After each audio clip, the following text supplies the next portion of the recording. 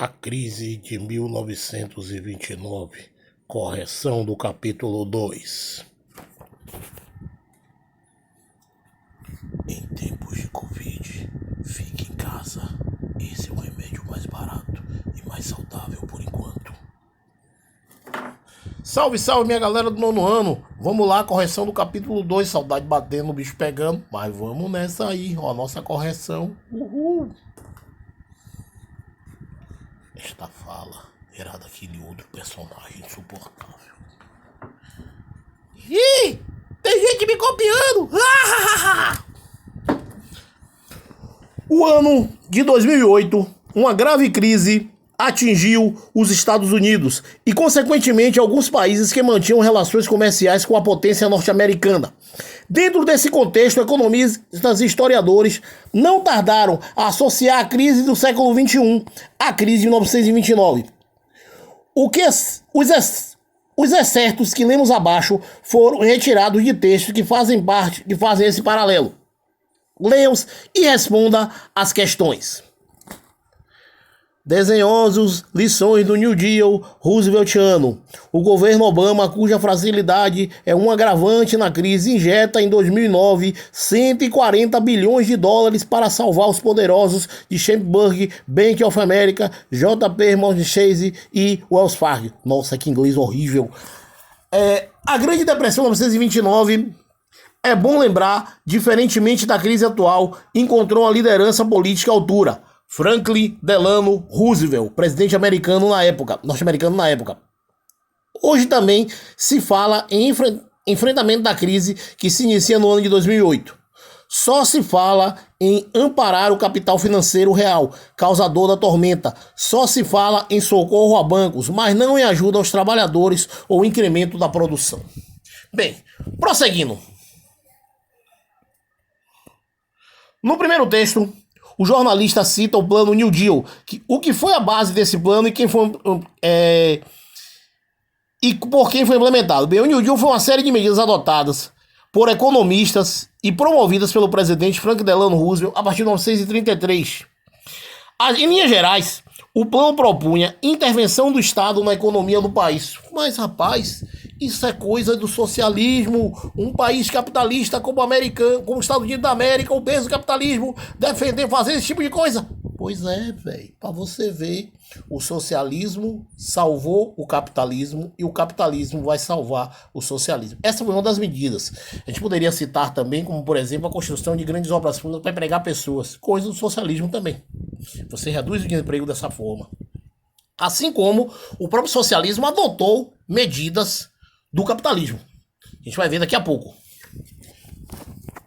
Em ambos os textos, é uma comparação entre os presidentes Roosevelt e Barack Obama. Indique esses três e explique o sentido da comparação. No primeiro texto, o autor diz que Obama mostrou-se desdenhoso das lições do New Deal de Roosevelt.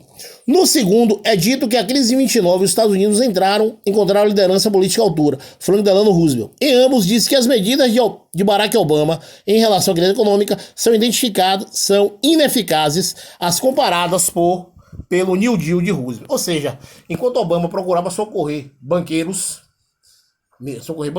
Roosevelt procurava tomar medidas para salvar a economia, mas de outra forma, através dos trabalhadores,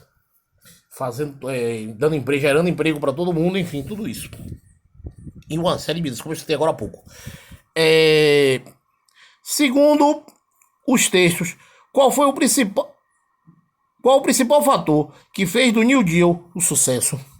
Por que as medidas de Obama foram insuficientes? Bem, o fator de sucesso de New Deal foi a ajuda dos trabalhadores e o incremento da produção. Já as medidas implementadas por Obama não se mostram suficientes, pois elas se direcionam exclusivamente para a situação dos bancos. Ou seja, como eu falei agora há pouco, governos anteriores já fizeram isso também, inclusive no Brasil, o governo de esquerda chegou, ao invés de socorrer a população, procurou socorrer os bancos, os banqueiros. Mas, enfim.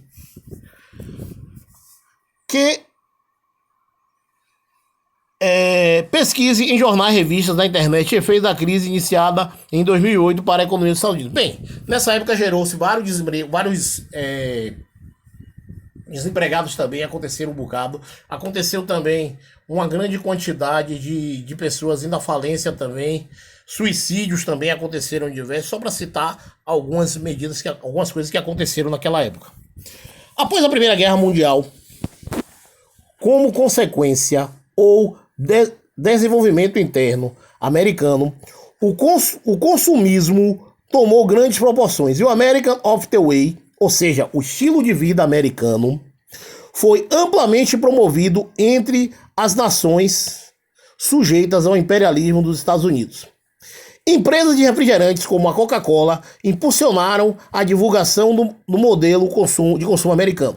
Observe a imagem acima de um cartaz de propaganda da primeira metade do século XX e responda, isso anos 50, mais ou menos, a coisa ali, rock and roll para o mundo, aquela coisa, né, bem de americano mesmo, que é influenciar no mundo inteiro, mas em especial na América Latina, de uma maneira bem especial também. De que forma a economia americana lucrava com a promoção do American Way of Life? Bem, as fábricas passaram a produzir mercadorias modernas em grande quantidade e a venda desses produtos extrapolava as fronteiras dos Estados Unidos, gerando lucros consideráveis para os capitalistas americanos. Muitas vezes os consumidores eram estimulados a comprar mercadorias de quem necessitavam, graças à ação das propagandas utilizadas pelos donos das empresas para estimular o consumo. Como reagiram alguns países europeus à imposição comercial americana e como essa reação contribuiu para o surgimento da crise econômica de 29? Bem, alguns países europeus se deram sinais de recuperação de suas economias, tomando medidas protecionistas. O que é isso? Medida protecionista, medida que protege a economia, como, por exemplo, fazer com que o imposto o produto que tenha similar chegue mais caro ao país para proteger a indústria daquele determinado produto. Enfim, algumas medidas como essas. Como as indústrias norte-americanas não cessaram ou diminuíram a sua produção, a saturação no mercado levou a uma crise de superprodução. Uma crise de superprodução é quando você produz demais e não tem quem compre. Produz em excesso, mas não tem quem compre. C. Lê abaixo algumas estrofes da canção Geração Coca-Cola da banda Legião Urbana. Quando nascemos, fomos programados a receber o que vocês nos empurraram com os enlatados dos USA de 9 às 6. Desde pequeno nós comemos lixo comercial e industrial, mas agora chegou nossa vez. Vamos cuspir de volta o lixo em cima de todos vocês. Somos os filhos da revolução, somos burgueses sem religião, somos o futuro da nação, geração Coca-Cola. Bem, o curioso aqui é o seguinte, e o questionamento começa. Que relação podemos fazer entre esse texto e a promoção pós-guerra do modelo de vida americano? Bem, no texto ele fala que uma geração que surgiu após esse período e como ela virou consumista do produto americano. E chega um momento em que enche o saco, em que eles resolvem jogar de volta todo o lixo em cima, no caso, da sociedade de consumo. Uma ação de revolta. Prosseguindo aí, vamos lá. Página 36. Espero que todo mundo esteja aprendendo aí, porque o bicho tá pegando aqui. Vou dar a resposta que o texto tá grande, ainda tem coisa. Opa aqui, véi! Seguindo. O texto a seguir nos conta como o Brasil sofreu diretamente com a crise de 29. Leia e responda as questões. O Brasil, cuja economia estava baseada na exportação de café, perdeu sua principal fonte de renda. O preço do produto caiu para 20%, o que era antes da crise. Países periféricos como o Brasil ficaram à deriva, diz o historiador Wilson Nascimento Barbosa, da Universidade de São Paulo. O governo passou a comprar o café e a queimá-lo, apenas para evitar que os produtos quebrassem.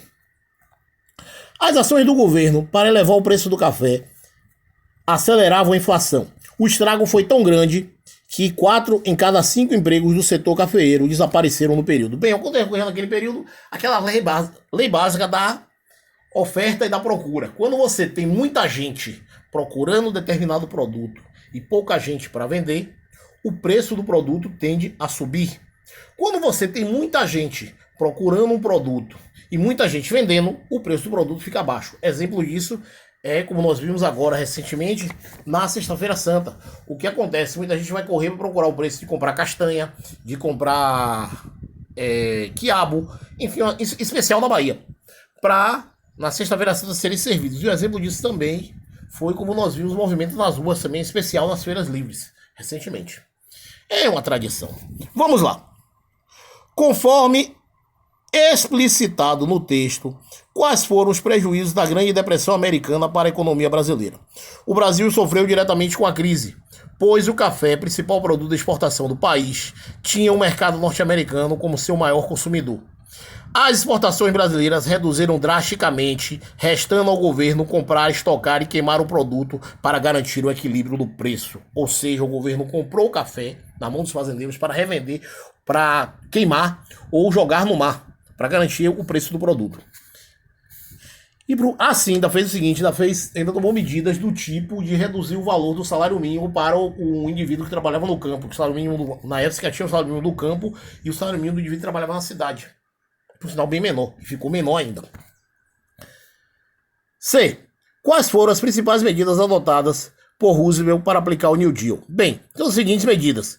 O investimento do capital em obras de infraestrutura, visando a geração de empregos, aumentando o mercado consumidor, legitimação da atuação dos sindicatos, criação de agências reguladoras dos setores agrícolas, minerais e industriais, controle sobre bancos e instituições financeiras e econômicas, concessão de subsídios e crédito agrícola para pequenos produtores familiares, enfim, uma série de medidas que ele veio a tomar.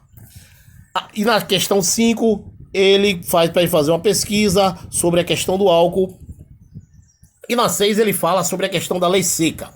O que foi a lei seca? Daqui a pouco eu vou explicar. A lei seca, que estava em vigor na época, teve o sucesso esperado e restringiu o uso de consumo de bebidas alcoólicas? Não.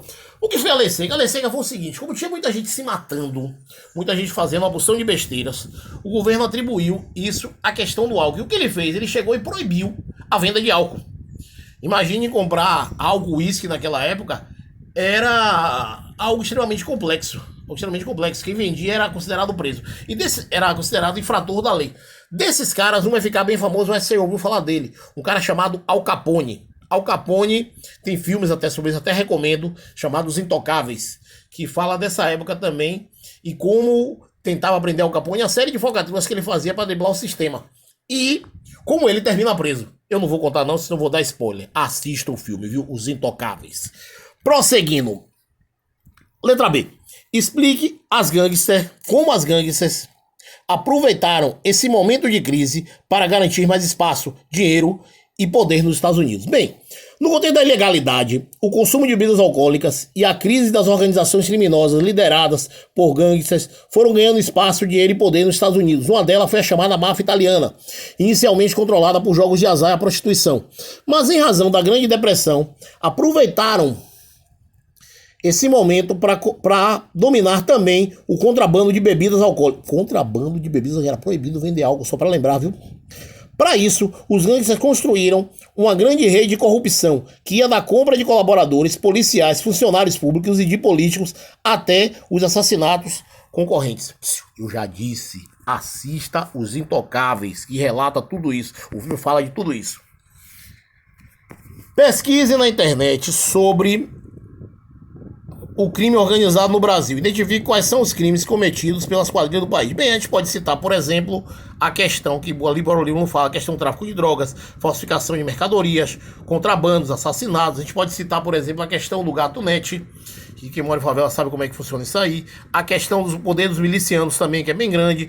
Enfim, esses grupos também atuando em presídios, que contam com a colaboração de policiais corruptos e até de políticos. Bem, eu recomendo Tropa de Elite 2, se vocês têm idade para assistir, assiste, que relata bem essa questão de formações de quadrilhas no Brasil, com gente, inclusive, da alta esfera do poder político. Gente de setores executivo, legislativo e do judiciário também. O filme faz uma denúncia nesse sentido. Uma denúncia é uma obra de ficção, mas a gente consegue compreender muita coisa hoje. Na década de 20, a American Way of the Life, estilo de vida americano, impulsionou o aumento do consumo de novas mercadorias e de novos produtos e serviços no mundo. Identifique quais foram as novidades criadas nos Estados Unidos que influenciaram os hábitos e costumes do mundo. Bem, a gente pode citar invenções eletrodomésticos, dos alimentos não industrializados, como a bebida com gás, no caso refrigerante. As comidas enlatadas também vai ter uma produção maior nessa época. A gente pode citar também as ondas de rádio, pode citar o aparecimento do automóvel, do jazz, do blues, enfim, e dos filmes produzidos em Hollywood também, que veio a dar um impacto também nessa época.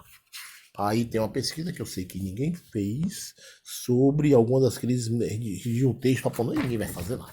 Bom, vou dar a resposta porque o vídeo já tá longo, vocês já estão de saco cheio. Questão 1, FUVEST, letra C de carro. Questão 2, FUVEST, letra A de amigo. Questão 3, Mackenzie, letra B de bola. Questão 4 do Enem, letra B de bola. Questão 5 da UFOP, nem sei onde é isso, letra C de carro. Questão 6 da UESP, questão 6, letra C. Questão 7 da UFAL, letra C. Questão 8, letra E de Espírito Santo. Questão 9, letra C de carro. E questão 10, letra D de dado. Tchau, galera. Se vê por aí. Uhul!